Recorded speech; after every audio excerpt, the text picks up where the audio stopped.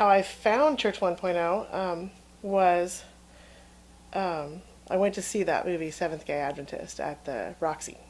It was a film festival, and I brought some friends with me who didn't have Adventist background, but I knew I needed someone with me because I knew it was going to be emotional for me. I had been not involved with the church for quite some time, and instead of sorting through my conflicts about it, I had sort of had it all on ice.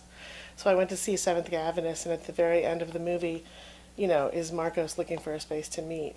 And my heart just leapt. Like, are they meeting? Is this happening? Is there a place where I can go and be part of this? And I ran into Obed on the sidewalk, and it turns out there was. So it took me a couple more months to actually get up the courage to come in, but I did, and found the warmest, sweetest, most open group of people. And I think I probably more often than not cried through the service for the first year. I was just doing a lot of, it was hard to be there because to focus on spiritual things was painful in a way, but it was so healing.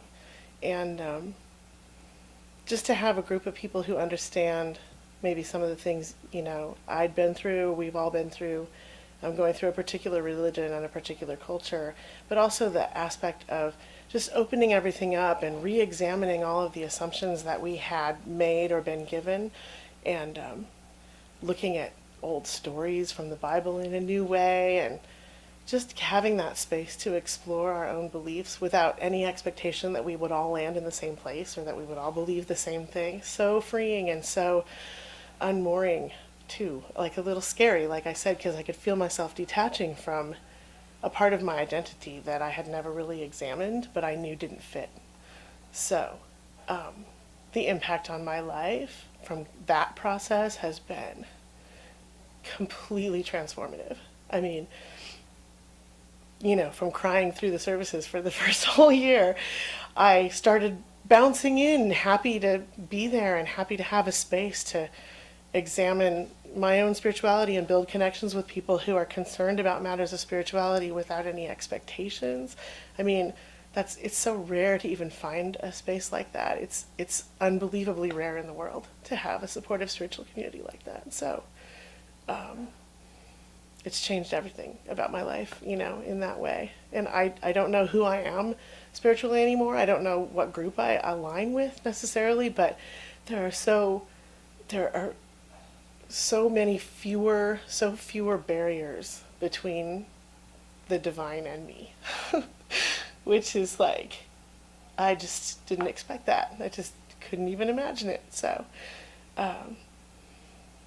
So for everybody who's there and been part of the discussions, I'm so grateful that they're part of my life, and I talk about them all the time. I talk about my church all the time because I'm so delighted to have it. That obviously the driving force behind that has been Marcos. The materials that he's come up with to review the presentations, like that, the really striking presentation about Christ from all these different angles, remember, of different races and different sexualities and different spiritualities, all these different views of Christ and how Christ is relatable.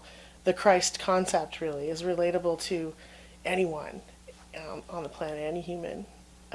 Those kinds of things, Marcos, you're brilliant. You've done so much for us, and walked us through so much deconstruction, and so much creating so much open space for us to find our way to God. And that's a huge gift, and it's amazing, and I love you for it, and thank you.